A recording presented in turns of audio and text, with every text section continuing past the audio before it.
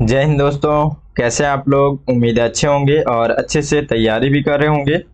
अभी आप लोगों को पता होगा कि यूपीएससी मेंस का एग्जाम चल रहा है, तो उसी के अंतर्गत हम लोग प्रश्न का डिस्कस कर रहे हैं, जिसमें मैं इससे पहले ऐसे और हमारा जो जीएस पेपर 1, 2, 3 तक का मैं जो प्रश्न है उन सभी चीज़ों को मैं यहाँ बता चुका हूँ। उन सभी प्रश्न पत्र का मैं यहाँ डिस्कस कर चुका हूँ। अगर आप लोग नहीं देखे होंगे वो वीडियो को, तो आप लोग चैनल में जा करके देख लीजिएगा, ठीक है। आज हम लोग इस वीडियो में पेपर 4 जो कि हम लोग देखते हैं कि पूरा एथिक्स से संबंधित होता है, तो हम लोग इसके बारे में डिस्कस करने वाले हैं, ठीक है। और ये आप देखेंगे कि ये जो पेपर होता है इसके अंतर्गत पूरा एथिक्स ही रहता है, ठीक है। लेकिन इसमें दो खंड होते हैं, ठीक है। एथिक्स में ही आपको दो तरीके से प्रश्न पूछा जाता है, जैसे कि एक ए खंड होता है, ठीक है। एक ए खंड होता है, एक बी खंड होता है। ए खंड में अगर आप लोग देखते हैं तो इसमें आपको नॉर्मल प्रश्न पूछा जाएगा, इससे बेसिक प्रश्न। जबकि बी में आपको देखेंगे कि कुछ केस स्टडी दिया जाता है, ठीक है। उस केस स्टडी के माध्यम से आपको प्रश्न का उत्तर देना होता है, ठीक है। तो हम लोग देखते हैं। और एक चीज मैं आप लोग को बताना चाहता हूँ, इससे पहले भी बताया था कि एक तो आपको ऐसे देखने को मिलेगा, ठीक है। और दूसरा आपको देखने को मिलेगा ये जीएस पेपर 4। ये दो ऐसे पेपर हैं जिनका आप तैयारी थोड़ा आसानी से कर सकते हैं, ठीक है। मतलब बाकी जो पेपर्स हैं उनके मुकाबले में आपको कम मेहनत करना है, और अगर कम मेहनत करेंगे लेकिन अच्छा मेहनत करते हैं, अच्छे से करते हैं, तो इसमें स्कोरिंग ज्यादा आता है। मतलब ज्यादा नंबर आप इसमें लेकर के आ सकते हैं, ठीक है। लेकिन कुछ लोग जो है बिल्कुल भी ये सब इनका जो है जितना एक सफिशिएंट जितना तैयारी करना चाहिए उतना नहीं करते हैं, नॉर्मल समझते हैं कि हम लोग तो उसको लिख लेंगे आंसर उसमें। तो ऐसा मत कीजिएगा। ये नंबर लाने का बहुत अच्छा एक मतलब हमारे पास अपॉर्चुनिटी रहता है कि ये दोनों पेपर का थोड़ा सा बेहतर तरीके से तैयारी कर ले। थोड़ा सा बहुत ज्यादा इसमें मेहनत करने की भी जरूरत नहीं पड़ती है, क्योंकि इसमें बहुत सारे अलग अलग सब्जेक्ट ऐसे नहीं रहते हैं, ठीक है। नॉर्मली आपको एक थोड़ा समझ चाहिए होता है और आप अच्छा आंसर लिख लेते हैं, ठीक है। थोड़ा प्रैक्टिस चाहिए होता है, जैसे इसी के लिए मैं आपको पहले ही बताया था। तो इस तरीके से आप लोग काफी अच्छा नंबर इसमें लेकर के आ सकते हैं, ठीक है। चलिए देखते हैं प्रश्न। सबसे पहले आप लोग देखेंगे कि एक खंड होता है, इसमें आपको इस तरीके से प्रश्न पूछे जाते हैं। देखिए, जैसे कि क्वेश्चन 1 आप इसमें देखेंगे 150 प्रश्न का 150 शब्दों का रहता है। अब इसमें आप लोगों को देखेंगे कैसे प्रश्न पूछा जाता है, ध्यान दीजिएगा। और आप लोग अगर चाहें तो आप लोग आंसर लिख करके भी आप लोग अपना एक चेक कर सकते हैं कि आप लोग अभी किस तरीके से तैयारी कर रहे हैं, आप लोग कितना समझ पा रहे हैं, कितना अच्छे से आप लोग उत्तर लिख पा रहे हैं, ठीक है। तो मैं आप लोगों को प्रश्न बताता हूँ इसमें किस तरीके से प्रश्न पूछा गया था। तो देखिए यहाँ पे क्वेश्चन नंबर 1 का ए प्रश्न आप देखेंगे यहाँ पे कि भारत में कॉरपोरेट शासन के संदर्भ में यहाँ से प्रश्न पूछा गया कि उसमें नैतिक ईमानदारी और पेशेवर दक्षता से आप क्या समझते हैं।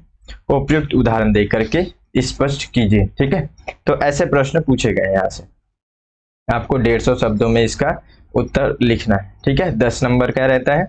उसके बाद से इसी के अंतर्गत बी आपको दिखेगा कि संसाधन के अभाव से ग्रस्त राष्ट्रों की मदद के लिए अंतर्राष्ट्रीय सहायता एक स्वीकृत व्यवस्था है।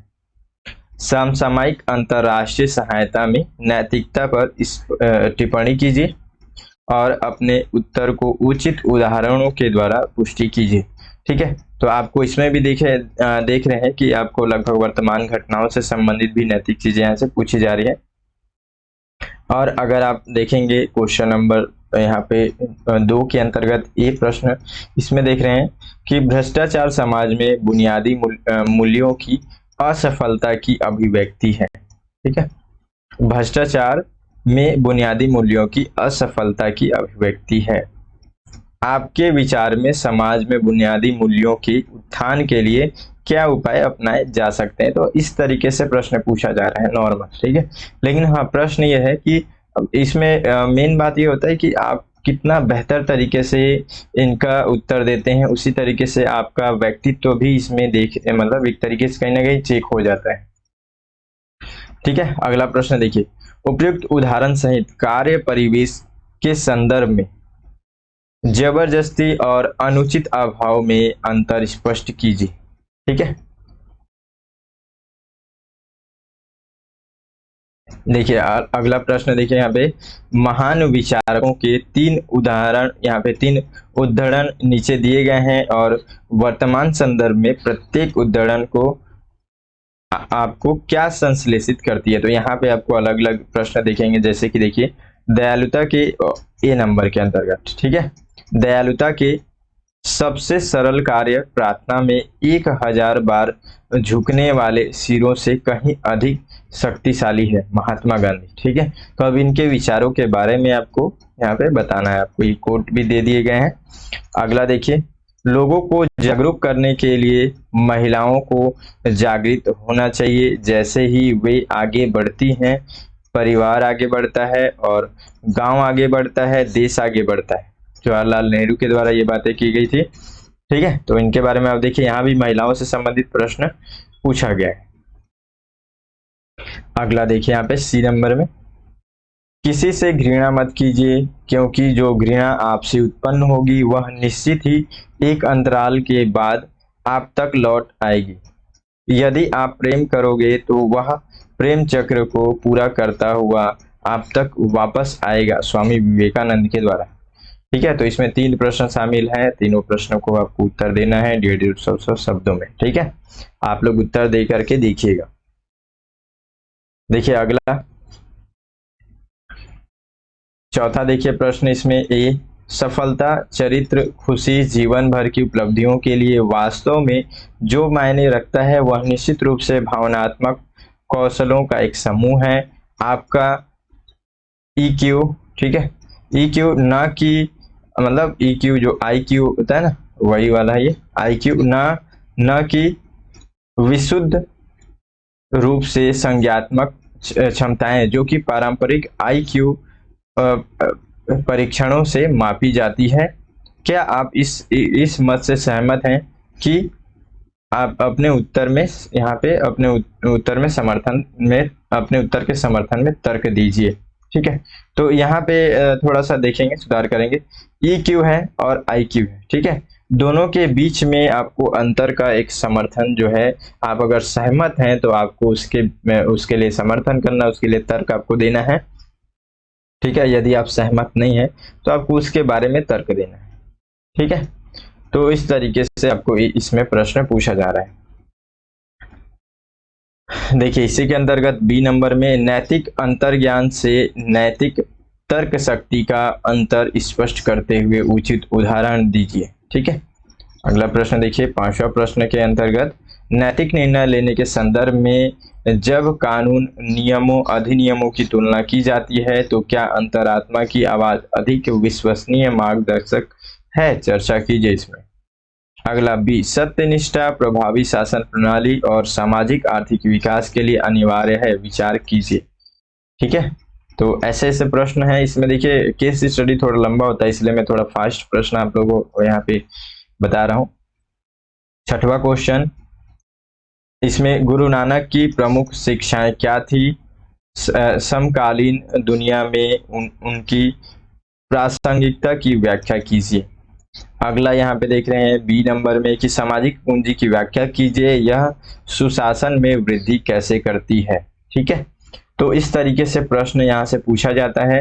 अब बी खंड में आप देखेंगे तो इसमें आपको केस स्टडी मिलता है, ठीक है, काफी इंटरेस्टिंग रहता है केस स्टडी, लेकिन साथ ही साथ आपको एक यहाँ से आप समझेंगे कि चुनौती भी होता है कि आप इसमें किस तरीके से अपनी नैतिकता को यहाँ एक तरीके से व्यक्त कर रहे हैं, ठीक है।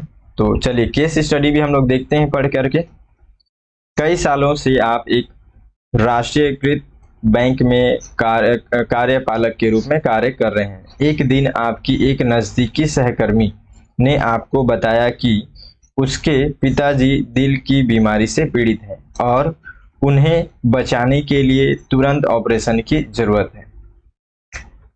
उसने आपको यह भी बताया कि उसके पास कोई बीमा नहीं है और ऑपरेशन की लागत 10 लाख होगी, ठीक है। ध्यान से सुनिएगा और समझिएगा, फिर आप लोग चाहें तो आप लोग खुद उत्तर लिख करके भी चेक कर सकते हैं कि आप लोग इस प्रश्न का किस तरीके से उत्तर देंगे। तो यहाँ पे ये बताया जा रहा है कि आप एक तरीके से बहुत लंबे समय से एक राष्ट्रीयकृत बैंक है उसके अंतर्गत आप काम कर रहे हैं, वहीं पे एक सहकर्मी है जिसके पिताजी को दिल की बीमारी, ठीक है, और ऑपरेशन की सख्त जरूरत है, तुरंत जरूरत है, ठीक है। और वो ये भी बता रही है कि आपको यहाँ पे लगभग मतलब 10 लाख रुपए की भी आवश्यकता है और बीमा भी नहीं है, कोई ऐसा बीमा वगैरह पहले से करा करके नहीं रखे। आगे देखते हैं। आप यह भी जानते हैं कि उसके पति नहीं रहे और वह निम्न मध्यम वर्ग परिवार से है। आप उसके हालात से सहानुभूति रखते हैं, हालांकि सहानुभूति के अलावा आपके पास रकम देने के लिए कोई ऐसा मतलब साधन नहीं है, ठीक है। कुछ सप्ताह के बाद आप उसके पिताजी की कुशलता के बारे में पूछते हैं, ठीक है, और वह आपको उनके ऑपरेशन की सफलता के बारे में सूचित करती है कि उन्हें स्वास्थ्य लाभ मिल रहा है। फिर उसने आपको गुप्त रूप से बताया कि बैंक मैनेजर इतने दयालु थे कि उन्होंने 10 लाख किसी के निष्क्रिय खाते से ऑपरेशन के लिए जारी कर दिए, इस वादे के साथ कि यह गोपनीय होनी चाहिए और जल्द से जल्द चुकाया जाए। उसने पहले ही रकम चुकाना शुरू कर दिया है और जब तक कि पूरी रकम चुकता नहीं हो जाती तब तक वह रकम भरती रहेगी। अब ये पूरा केस है, ठीक है। आपको केस स्टडी इस तरीके से यहाँ से केस स्टडी से इस तरीके से प्रश्न पूछा जाता है, ठीक है। अब आपको यहाँ पे प्रश्न दिया गया है। प्रश्न आपको देखिए इसमें किस तरीके से प्रश्न पूछा गया कि इसमें कौन से नैतिक मुद्दे शामिल हैं, ठीक है। और फिर एक प्रश्न ये हुआ, फिर दूसरा प्रश्न, नैतिकता के नजरिए से बैंक मैनेजर के व्यवहार का मूल्यांकन कीजिए। उसके बाद से तीसरा यहाँ पे, इस हालात में आपकी प्रतिक्रिया क्या होगी, ठीक है। तो इस तरीके से ऐसे प्रश्न पूछा गया। यदि आप लोग इसका उत्तर लिख सकते हैं तो आप लोग एक बार लिखने का प्रयास कीजिए, ठीक है। अभी लगभग छोटे छोटे इस तरीके से आर्टिकल्स पूछे जा रहे हैं, है ना। इस बार देखिए अगला प्रश्न है, उत्तरकाशी से लगभग 60 किलोमीटर की दूरी पर सुदूर पहाड़ी बस्ती में 20 जुलाई 2023 की मध्य रात्रि में एक भूस्खलन हुआ। भूस्खलन मूसलाधार बारिश के कारण हुआ और नतीजतन जान मान की मतलब बड़े पैमाने पर हमला यहाँ पे मतलब एक तरीके से हानि हुई, ठीक है। बहुत लोगों का यहाँ पे मतलब नुकसान हुआ और आप उस क्षेत्र के जिला मजिस्ट्रेट होने के नाते डॉक्टरों के दल, एनजीओ, मीडिया और पुलिस के साथ बहुत से स्टाफ को भी लेकर के उस जगह पर पहुंचे, आप घटनास्थल पे पहुंचे, ठीक है। और वहां पे जैसे ही पहुंचे उसके बाद से एक आदमी अपनी गर्भवती महिला की आवश्यक चिकित्सा सहायता के लिए आपके पास भागता हुआ आया, ठीक है, जो प्रसव में है और उन्हें रक्त रिसाव हो रहा है। आपने अपने चिकित्सक दल को उनकी पत्नी की जांच करने का निर्देश दिया और उन्होंने वापस आकर के आपको ये बताया कि औरत को तुरंत खून चढ़ाने की आवश्यकता है। पूछताछ करने पर आपको पता चला कि कुछ रक्त संग्रह बैंक और रक्त समूह परीक्षण किट एम्बुलेंस में आपकी टीम के पास मौजूद है। आपकी टीम के कुछ सदस्य स्वेच्छा से अपना रक्तदान के लिए भी पहले से ही तैयार है, ठीक है। देखिएगा किस तरीके से आपको ये सारी घटनाएं बताई जा रही हैं। फिर आपको इसमें कहीं ना कहीं थोड़ा सा अब यहाँ पे आपको थोड़ा फंसाने का भी यहाँ पे काम किया जाएगा। देखिए अब आगे देखिए कि एम्स से स्नातक चिकित्सक होने के नाते, आप एम्स से स्नातक हैं चिकित्सक में, ठीक है। आप जानते हैं कि खून चढ़ाने के लिए मान्यता प्राप्त ब्लड बैंक से ही रक्त के इंतजाम की आवश्यकता है, ठीक है। अब आपकी टीम जो है, आपकी टीम के सदस्य इस मुद्दे पर बटे हुए हैं। कुछ खून चढ़ाने के हक में हैं जबकि कुछ लोग इसका विरोध में भी हैं। यदि उन्हें खून चढ़ाने के लिए दंडित नहीं किया जाएगा तो टीम के डॉक्टर जो है वो प्रसव कराने के लिए तैयार है। किसी प्रकार से इनको कोई भी अगर प्रॉब्लम नहीं होगा तो ये लोग बिल्कुल इसमें एक तरीके से कहें तो यहाँ पे उसका प्रसव कराने के लिए तैयार है। अब आप दुविधा में हैं। आपका पेशेवर प्रशिक्षण मानवता और लोगों का जीवन बचाने के लिए प्राथमिकता देने पर जोर देता है, ठीक है। तो अब इस मामले में आप क्या करेंगे, तो यहाँ पे दो ऑप्शन मतलब दो प्रश्न यहाँ पे आपसे पूछा गया। पहला ए नंबर, इसमें देखेंगे इस मामले में कौन से नैतिक मुद्दे शामिल हैं, तो पहले तो आपको ये बताना है। और बी नंबर में आप देखेंगे कि इस क्षेत्र के जिला मजिस्ट्रेट होने के नाते आपके पास उपलब्ध विकल्पों का मूल्यांकन कीजिए। ठीक है, तो यहां से इस तरीके से प्रश्न पूछा गया है। अब देखिए अगला प्रश्न देखिए, क्वेश्चन नंबर 9 में आप देखेंगे, अब ये सब केस स्टडी इधर चलेगा। ठीक है, अगला यहाँ पे केस स्टडी भी पढ़ते हैं। कुछ इस प्रकार से यहाँ पे प्रश्न पूछे जाते हैं केस स्टडी में। ठीक है, अलग अलग आपको कहानियां बताई जाएंगी, उसमें आपको कहीं ना कहीं एक तरीके से नैतिकता को भी आपको नैतिक रूप से पहले फंसाया जाएगा। ठीक है, फिर आपको उसका विकल्प भी ढूंढना है और उसमें कौन से ऐसी नैतिकता मतलब शामिल हैं उसको भी आपको बताना है। ठीक है, चलिए अगला केस स्टडी देखते हैं हम लोग। शनिवार की शाम 9 बजे संयुक्त सचिव रसिका अपने कार्यालय में अब भी अपने काम में व्यस्त थी। ठीक है, उसके पति विक्रम किसी बहुराष्ट्रीय कंपनी में कार्यपालक हैं और अपने काम के सिलसिले में अक्सर वे शहर से बाहर रहते हैं। उनके 2 बच्चे 5 साल और 3 साल के हैं, जिनकी देखभाल घरेलू सहायिका के द्वारा होती है।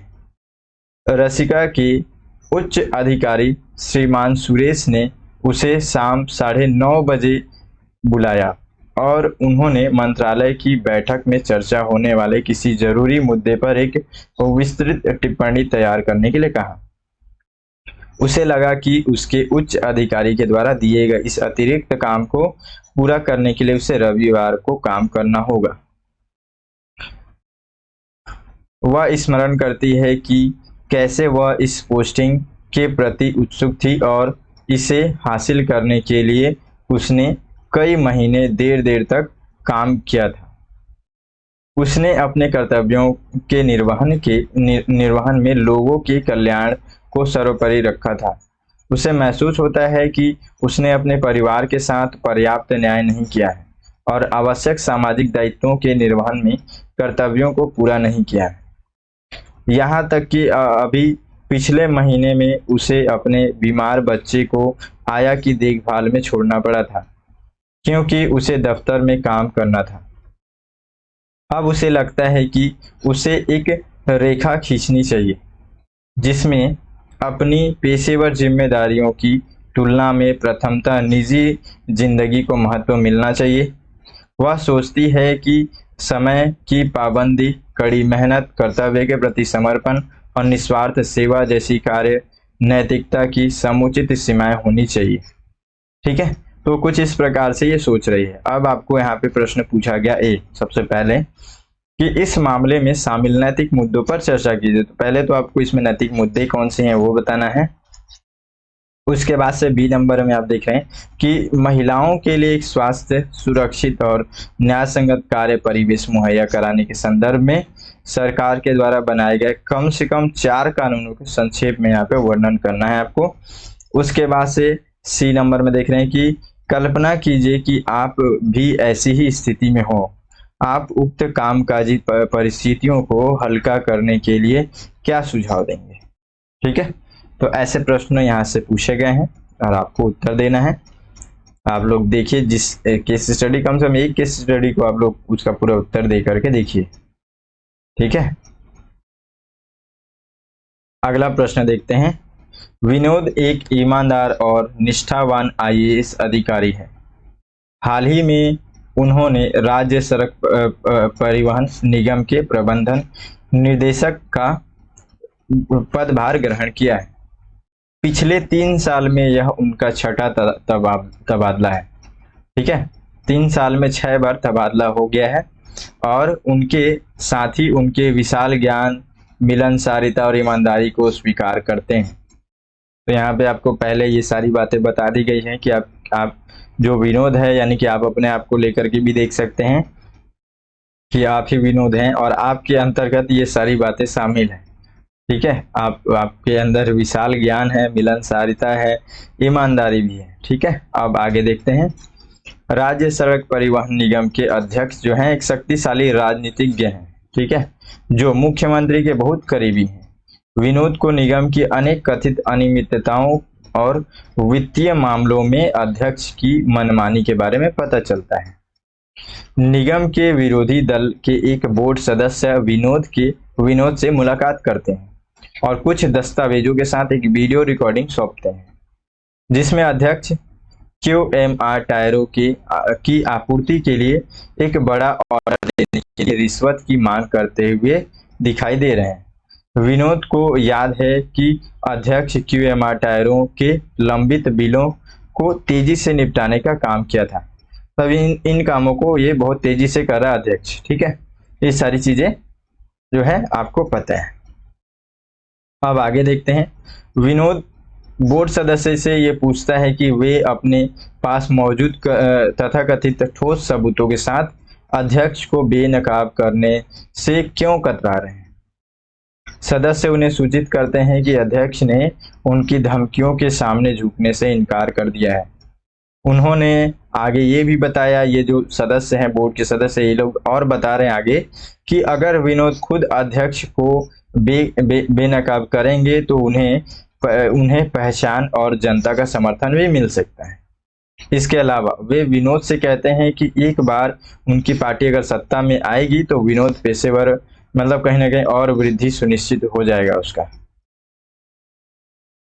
विनोद को पता है कि अगर उन्होंने अध्यक्ष का भांडाफोड़ किया तो दंडित किया जा सकता है और आगे चलकर उन्हें किसी दूर स्थान पर स्थानांतरित भी किया जा सकता है।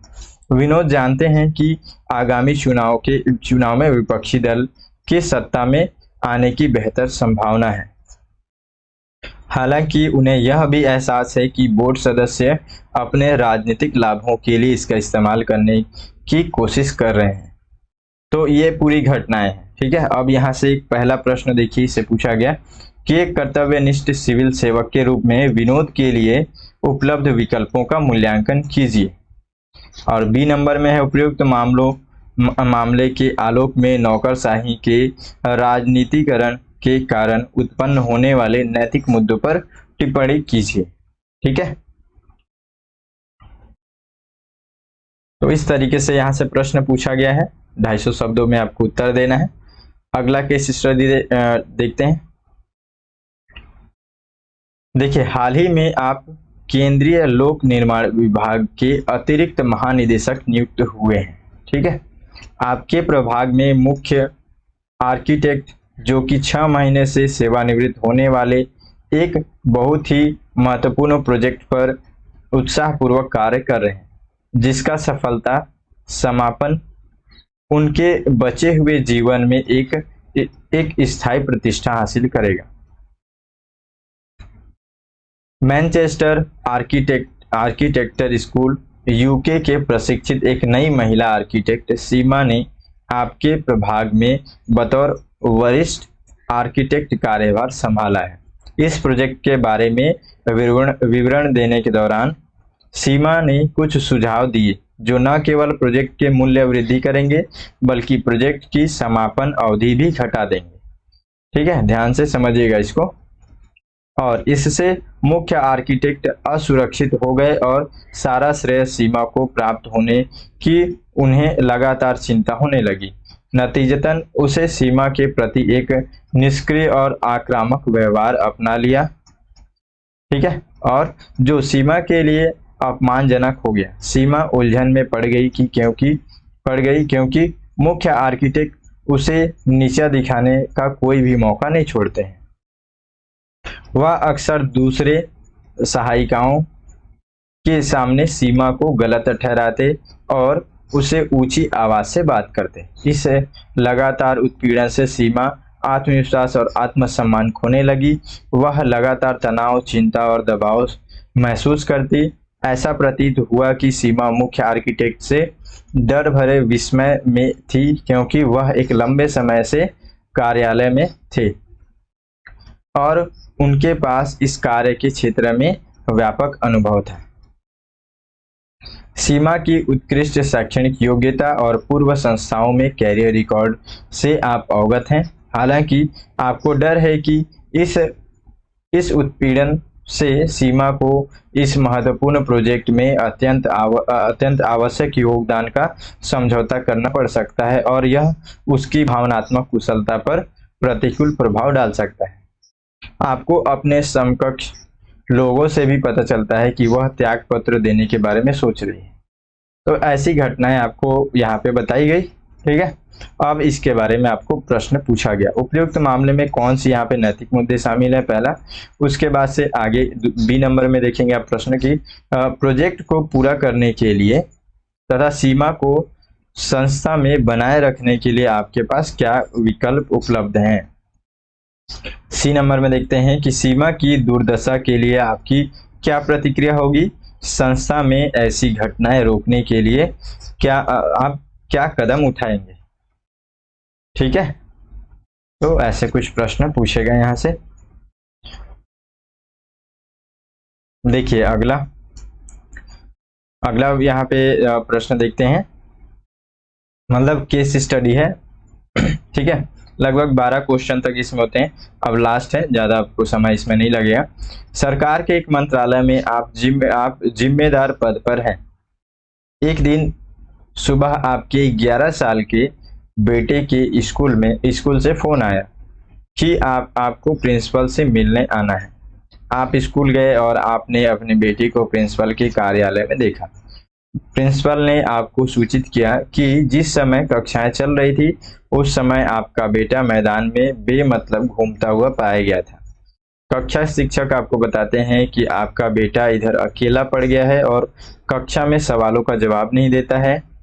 वह हाल ही में आयोजित फुटबॉल ट्रायल में भी अच्छा प्रदर्शन करने में असमर्थ रहा है। आप अपने बेटे को स्कूल से ले आते हैं और शाम को अपनी पत्नी के साथ बेटे के बदलते व्यवहार के कारणों के बारे में जानने की कोशिश करते हैं। बार बार मनाने के बाद आपके बेटे ने साझा किया कि कुछ बच्चे कक्षा में और छात्रों के व्हाट्सएप ग्रुप में उसे बौना, मूर्ख, मेंढक कह करके उसका मजाक उड़ा रहे थे। वह आपको कुछ बच्चों के नाम बताता है जो मुख्य दोषी हैं, लेकिन आपसे मामले में शांत रहने देने की भी विनती करता है। कुछ दिनों के बाद एक खेल आयोजन के दौरान जहां आप और आपकी पत्नी अपने बेटे को खेलते हुए देखने गए थे, आपके एक सहकर्मी का बेटा आपको एक वीडियो दिखाता है जिसमें छात्रों ने आपके बेटे का व्यंग्य चरित्र बनाया है। इसके अलावा वह उन दोषी बच्चों की ओर इशारा करता है जो स्टैंड में बैठे थे।